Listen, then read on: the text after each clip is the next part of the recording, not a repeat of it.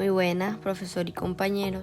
El día de hoy hablaremos acerca de un viaje generacional a través del cosmos. Mi grupo está compuesto por Eva Pérez, Mirta Gaitán, Miguel Córdoba y Gilma Ortega. Iniciaremos con este tema. Nuestro universo es extraordinario y al observar el cielo nos hemos sentido admirados y empequeñecidos por su grandeza. Hoy en día, a pesar de que hay mucha contaminación y polución que hace que sea mucho más difícil de observar nuestros cielos, aún tenemos ese gran interés por conocer sobre nuestro universo. Nuestros ancestros posaron sus ojos en los cielos y desde aquel entonces los humanos hemos querido contestar preguntas profundas sobre nuestro universo. Por ejemplo, ¿cómo es nuestro universo? ¿Cuál es nuestro lugar en él? ¿Cómo es su origen? ¿Cómo será en el futuro? Y bueno, a lo largo de la historia se ha tratado de responder estas interrogantes y aún no tenemos todas estas respuestas. Pero a pesar de eso, nuestro interés acerca del universo y del cielo que nos rodea y de todo lo que hay alrededor de nuestro planeta, nosotros los seres humanos hemos aprendido mucho gracias a los primeros que estudiaron estas características astronómicas. Hablaremos ahora de las primeras observaciones astronómicas. Al inicio del tiempo era a pura vista u ojo desnudo, porque siempre hubo interés en ver qué era lo que había en el cielo. A pesar de no tener escritura, las personas hacían monumentos arquitectónicos o conjuntos como de piedras para guardar lo que ellos observaban. Los babilonios en el Oriente Próximo, ellos registraron por primera vez sus observaciones sobre la astronomía por medio de la escritura hace más de 5.000 años, cuando esta apareció en el Éufrates.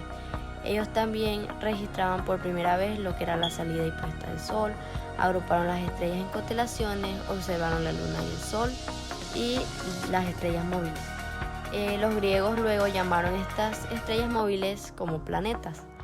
Los chinos y su astronomía, que es más antigua que la del Medio Oriente, registraron cometas en el año 365. Ellos registraban la forma en que las colas de las cometas iban en dirección contraria al Sol.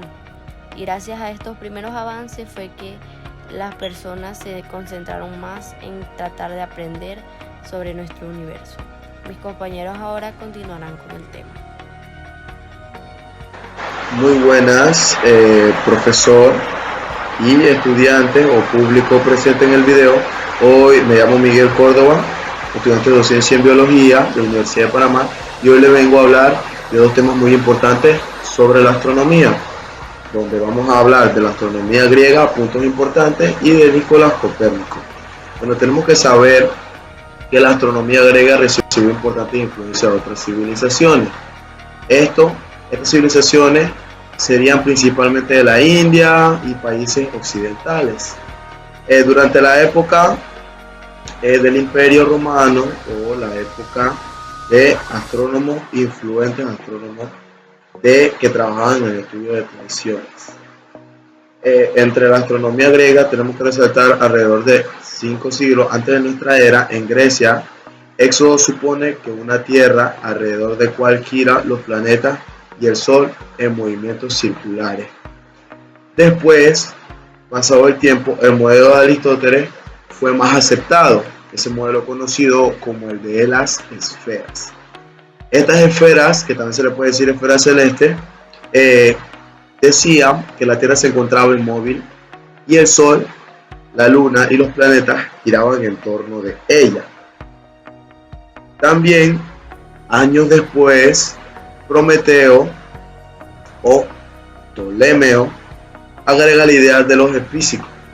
En ella los planetas se mueven en círculo sobre un punto fijo de la esfera de cristal, y esta esfera a su vez se mueve en torno de la Tierra.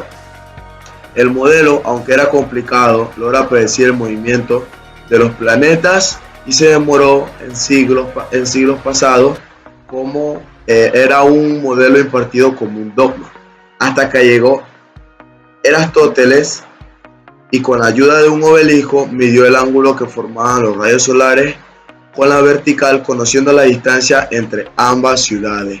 Es decir, él puso un punto de un extremo al otro y logró saber la distancia entre esos dos extremos, y sabiendo que los rayos llegarían paralelos en la superficie, determinó la circunferencia de la Tierra. Después, años después, Cristóbal Colón cambió esa idea y fundó o permaneció la idea de que la Tierra era redonda. Esto lo afirmó con las circunnavegaciones y con las navegaciones, que cuando en sus viajes el barco iba y se desaparecía a la distancia. Estos fueron uno de los puntos de la ayuda en esta conclusión. También hablaremos de un punto que es Nicolás Copérnico, que él era un astrónomo que trataba de explicar, más que todo, formuló para hacer sus antecedentes, él formuló su propuesta durante el Renacimiento, la teoría helicocéntrica del sistema solar. Esto concebida en la primera instancia por Aristarco. Copérnico trataba de explicar la manera más sencilla de un modelo cosmológico, del que propuso Ptolomeo, porque Ptolomeo había puesto un modelo, pero más que todo más complicado, más rígido, más matemático y metodológico. Él así buscó la solución que propone, era más simple y sencilla. Colocó el Sol en el centro del sistema solar, y de esta manera los planetas más cercanos al Sol orbitan más rápidamente, en contraposición de los más lejanos, cuyo periodo orbital resultan ser mayores. Sirvió para que este modelo haga más simple lo que es para explicar el movimiento retrógrado de los planetas. Sin embargo, no explica las considerables variaciones de las velocidades angulares de los mismos. Es decir, es un modelo más sencillo y más básico, pero no se enfoca tanto rigurosamente en las variaciones que puede haber en esto de las velocidades angulares. Todo esto produjo una revolución científica en la época del Renacimiento, donde es la astronomía. Bueno, aquí le hablé algo, un pequeño detalle sobre la astronomía, espero les haya gustado.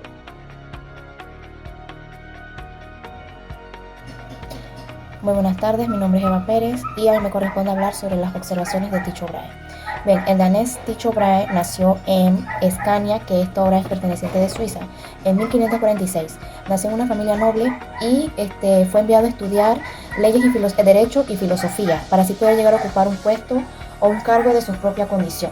El 21 de agosto de 1560 observó por primera vez un eclipse de sol. Esto despertó en él un interés por ver los sucesos astronómicos. En 1563 observó una conjugación entre Saturno y Júpiter y se dio cuenta de que las tablas alfosinas que eran vigentes en la época tenían un mes de retraso en sus predicciones, o sea que las predicciones que decían no estaban acertando.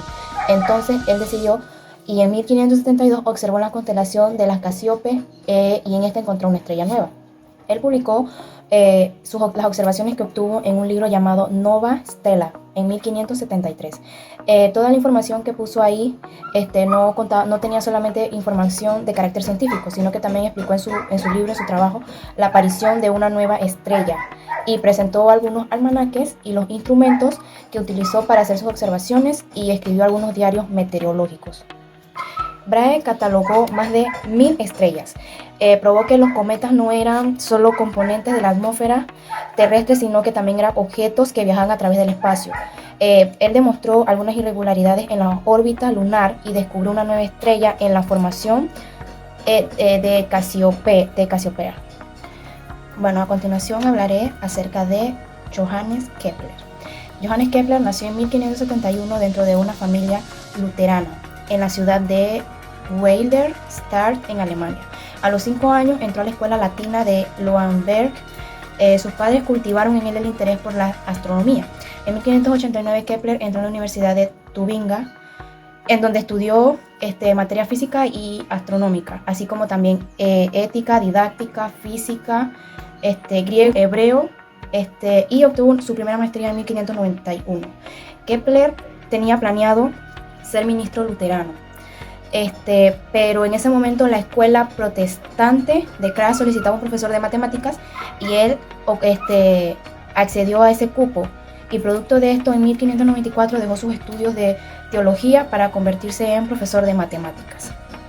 Kepler sostenía que las órbitas de los planetas debían cumplir con las leyes pitagóricas de la armonía. Pensaba que el número de los planetas conocidos estaban fuertemente relacionados con el número de los poliedros perfectos. O sea, que si había 5 planetas conocidos, eso significaba que eran porque existían 5 poliedros perfectos. Kepler también intentó demostrar que las distancias de los planetas al Sol venían dadas por esferas en el interior de poliedros perfectos, contenidos dentro de otros. En 1596 escribió sus ideas en un libro que se llamó Mysterium Cosmographics y envió una copia de esto a Brahe y también a Ursus. En 1600 Brahe había invitado a Kepler a que trabajara con él en Praga. En 1602 Brahe muere y Kepler fue nombrado matemático y conservó todos los apuntes que tenía Brahe. Utilizó los datos de Brahe para poder encontrar órbitas de los planetas.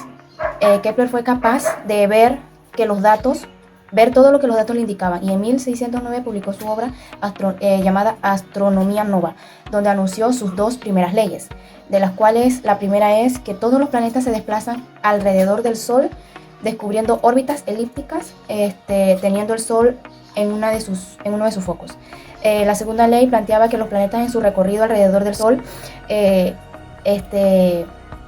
abren áreas iguales en tiempos iguales. Y en 1618 Kepler descubrió la tercera ley, la cual lleva su nombre, que esta decía que para cualquier planeta el cuadro de su periodo orbital es proporcional al cubo de su radio. Con estas 3 leyes podemos concluir diciendo que las leyes de Kepler son leyes científicas que describen las órbitas de la Tierra y otros planetas alrededor del Sol. Están entre las primeras leyes científicas que expresan el comportamiento de de la realidad en términos de fórmulas simples. Muchas gracias. Mensajero sideral es un breve tratado del célebre científico italiano, donde describe los innumerables descubrimientos que efectuó al emplear por primera vez un telescopio, el cual fue construido y perfeccionado por él mismo. También observó un gran número de estrellas demasiado débiles para verse a simple vista.